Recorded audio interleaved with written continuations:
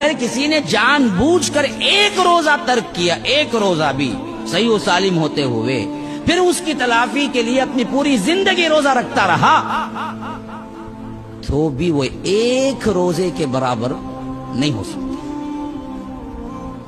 ایک روزہ۔ اور حدیث میں آیا ہے کہ ایک مرتبہ اللہ کے رسول صلی اللہ علیہ وسلم سوئے ہوئے تھے کہ دو بندے آئے، فرشتے آئے، اللہ کے رسول کو ایک گھاٹی پہ لے گئے، کہا کہ اس پہ چڑھ جاؤ۔ اللہ کے رسول صلی اللہ علیہ وسلم نے کہا کہ بڑی مشکل ہے، اس پہ میں چڑھ نہیں سکتا۔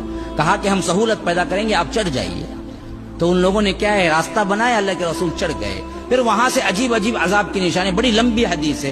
اس میں اللہ کے رسول نے ایک جگہ یہ بھی دیکھا کہ الٹا لٹکایا ہوا ہے بندے کو، اور آگ نیچے سے دہکا رہی ہے، اور یہاں سے لے کر یہاں کے آخری کونے تک، کان کی لو تک، یہ زبان، یہ منہ چیر دیا گیا ہے، اور یہ ہونٹ سے لے کر یہ کان کی لو تک اس طرف چیر دیا گیا ہے، اور وہ بے تحاشا اس سے کیا ہے، پریشان ہو رہا ہے، آگ کی تپش اس کو کھا رہی ہے۔ تو اللہ کے رسول نے پوچھا یہ کون ہے؟ کہا کہ اے اللہ کے رسول، یہ آپ کے امت کے روزہ خور ہیں، روزہ نہیں رکھنے والے ہیں، جن کو یہ عذاب قبر میں دیا جا رہا ہے، جہنم میں یہ عذاب برزخ ہے جو یہاں ہو رہا ہے، دوسرا بڑا عذاب وہاں بھی ہوگا جہنم میں۔ تو تصور ہی نہیں ہو سکتا کسی مسلمان کا رمضان المبارک کے مہینے میں کیا ہے، روزہ چھوڑنے کا، سوائے مریض کی، اور مرض بھی کیا ہو، پختہ ہو۔